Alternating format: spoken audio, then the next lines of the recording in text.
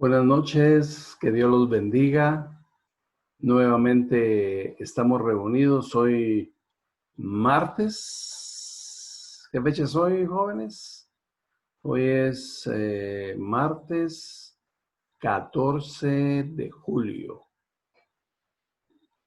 Que tengan la mejor de las noches y nuevamente empezamos a grabar, empezamos a hablar de lo que Dios tiene para cada uno de nosotros en su palabra.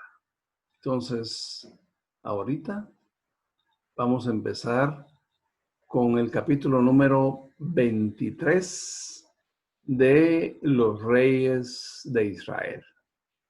Vamos a ver dónde nos quedamos.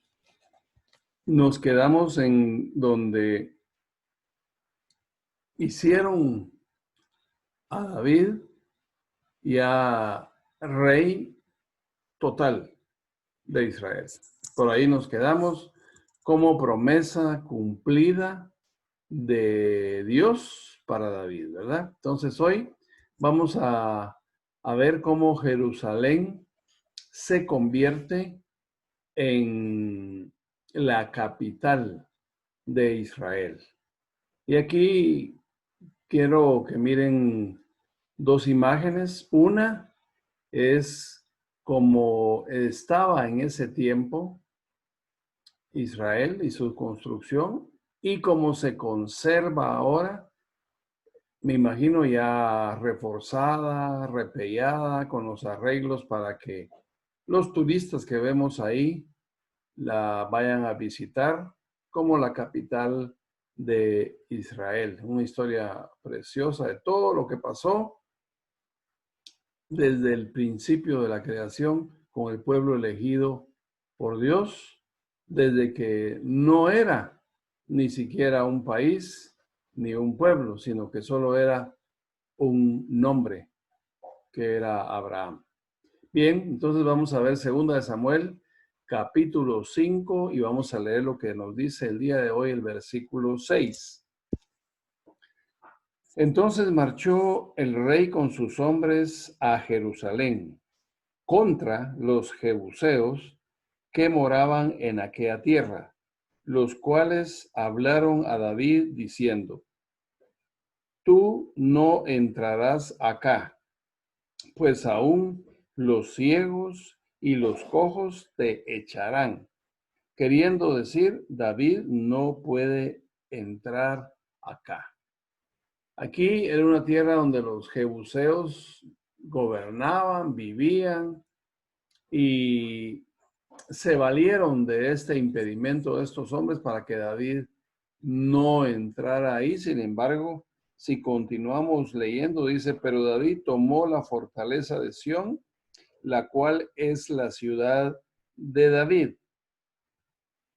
Yo quise ahondar un poquito en esto porque David sí entró, pero los jebuseos decían que no, en atención a los que tenían defectos físicos.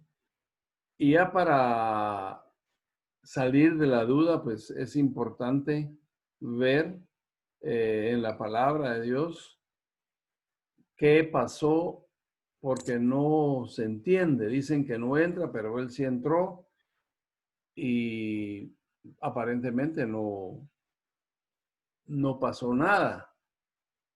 Pero sí pasó algo y se decretó algo. Entonces, vamos a leer, ahí les puse una cita que dice Josué 15:63. Yo quiero que me acompañen a leerla. Josué capítulo 15 y versículo 63. A ver qué nos dice la palabra de Dios en relación a esto que nos causa un poquito de duda. Donde le dicen a David que no entre, pero él sí entra y no hay violencia aparentemente. Dice: mas a los jabuseos que habitaban en Jerusalén, los hijos de Judá no pudieron arrojarlos. Y ha quedado el jebuseo en Jerusalén con los hijos de Judá hasta hoy. Aquí está aclarado, miren. Entonces, la palabra de Dios es preciosa, hermanos. Nunca nos va a dejar nada oculto. Siempre hay respuestas para todo lo que tengamos duda, que no nos queda claro en alguna lectura que estamos ejecutando. Entonces, aquí queda claro que los de Judá, o sea, los que iban con David, gobernaron para siempre en Jerusalén, pero se quedaron a vivir también ahí los jebuseos. David, con el corazón que nosotros conocemos que tiene, no los mató, no los echó, no los sacó. Él hubiera podido hacer, ¿verdad? Que protestaran unos impedidos, cojos, ciegos, etcétera. Para David no era impedimento para sacarlos, para pelear contra ellos y quitarlos. Sin embargo, los dejó ahí y decretó algo. En el versículo 8 dice, y dijo David aquel día, todo el que hiera a los jebuseos, suba por el canal y hiera a los cojos y ciegos, aborrecidos del alma de David. Por esto se dijo, ciego ni cojo no entrará en la casa. Fue un decreto de David, pero él no peleó contra ellos, o sea, les permitió ahí vivir, ahí estar, lejos de su reino, no por los defectos que tenían, sino que porque no eran del pueblo de Dios. Hacemos constar eso, conociendo el corazón de David, o sea, él no desprecia a los minusválidos, simplemente a los que no son de su pueblo. Sin embargo, sí actúa en atención a estas personas débiles, o sea, los deja vivir en lo que después se llamó, y vamos a ver cómo se llamó esta ciudad. Y David moró en la fortaleza y le puso por nombre la ciudad de David. Así se llama hasta hoy Jerusalén, la ciudad de David. Y edificó alrededor desde Milo hacia adentro. Y David iba adelantando y engrandeciéndose. Y Dios de los ejércitos estaba con él. Aquí la promesa de Dios se sigue cumpliendo. Y yo puse ahí dos citas que quiero que me acompañen a leerlas, porque es importante también lo que uno declara en un momento de problemas, en un momento de aflicción, y cuando uno hace esa declaración, cuando es a favor de Dios, a Dios le agrada y lo respalda.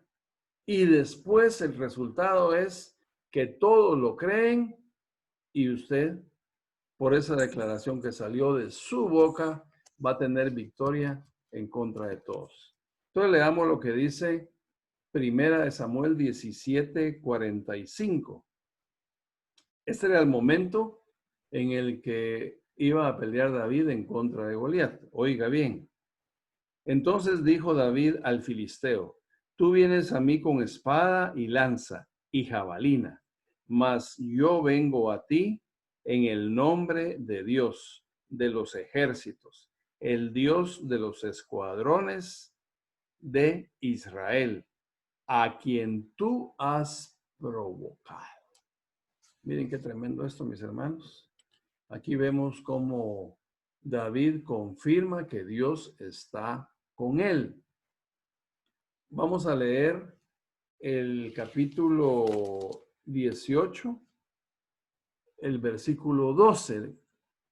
Dice, mas Saúl estaba temeroso de David, por cuanto Dios estaba con él y se había apartado de Saúl.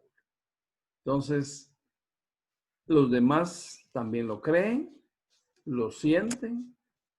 Y mis hermanos, cuando un enemigo suyo está en contra suya, pero usted está con Dios, se va a notar. ¿Y qué va a pasar? Usted lo va a vencer. No estoy hablando de pelear con otra persona.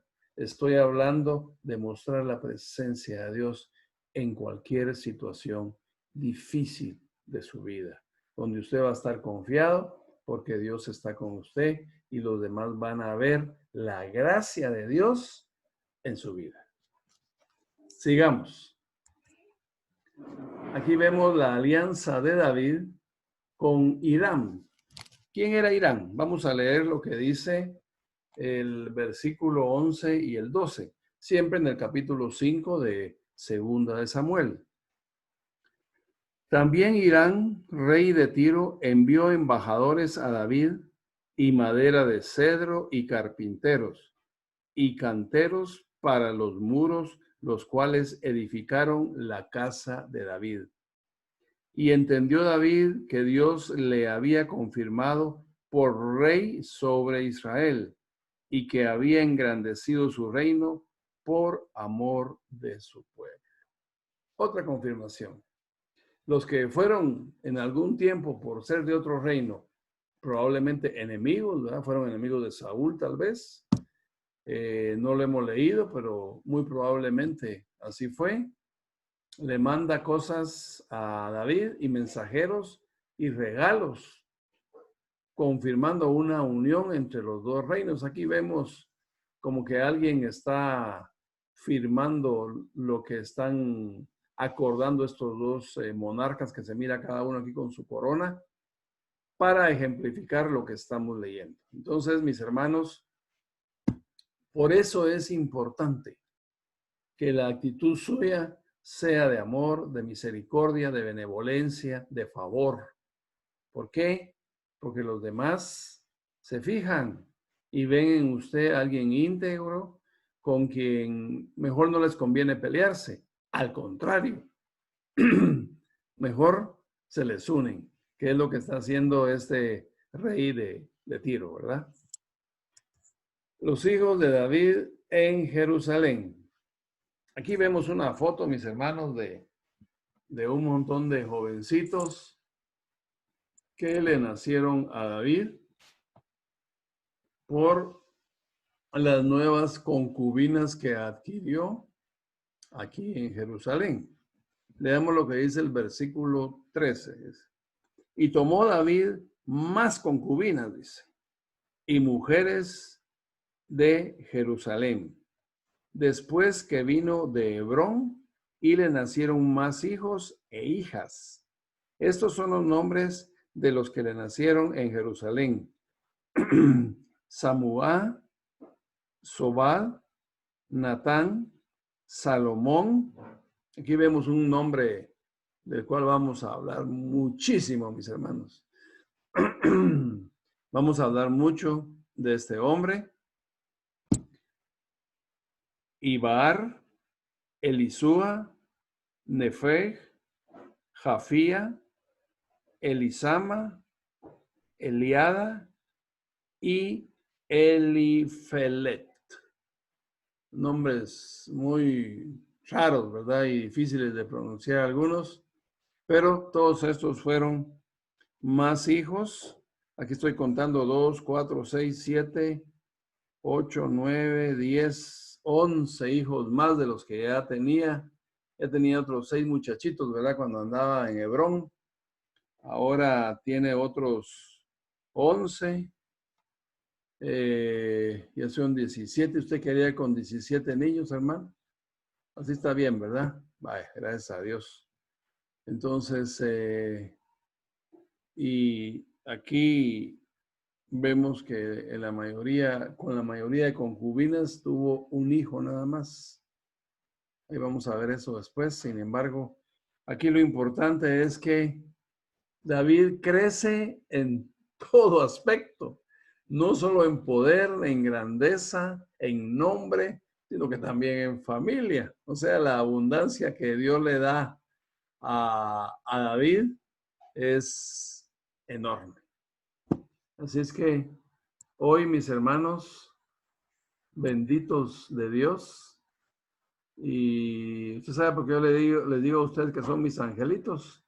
Les digo que son mis angelitos porque estoy declarando una nueva vida con ustedes y estoy declarando que ustedes van a gobernar en el cielo, donde va a ser su morada cuando Dios los llame a su presencia. Y por eso desde ya los nombro así. Así es que pasen buena noche, mis angelitos. Que Dios los bendiga, que Dios les dé paz en su corazón y confianza para la gloria de Dios. Buenas noches.